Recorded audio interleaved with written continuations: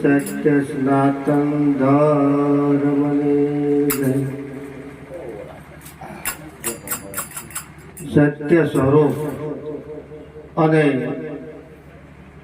નિર્મળ નામ એવા સદગુરુ પરમાત્માને મારા કોટી કોટી વંદન। અહીં બિરાજમાન સર્વે હરિભક્તોને મારા જય ગુરુ મહારાજ। આજનો અણમોલો પ્રસંગ સમઢિયાળા મુકામે ગીતાભાઈને ત્યાં રાખવામાં આવ્યો છે। ધન્ય છે એમના ભાવને, ધન્ય છે એમના પરિવારને।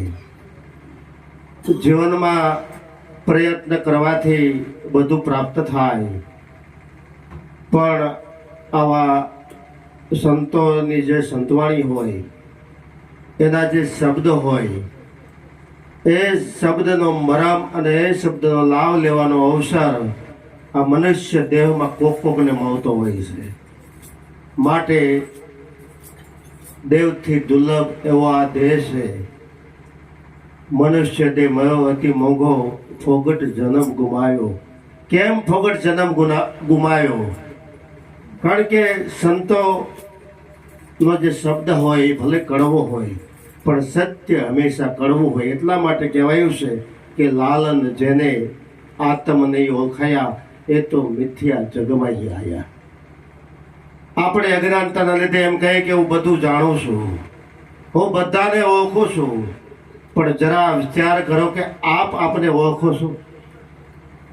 આપ આપને જાણો છો?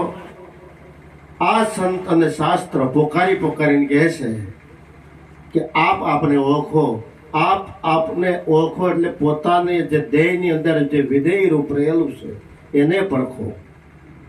આ સંત અને આ સંતવાણીમાં રાગ અને તાલ આવે એથી એનો મર્મ ન સમજાય, પણ રાગમાંથી જ્યારે જીવનમાં વૈરાગ પ્રાપ્ત થાય, જ્યારે આ જે તાલમાંથી જ્યારે શબ્દનો તોલ થાય, ત્યારે જીવન ધન્ય બનતું હોય છે।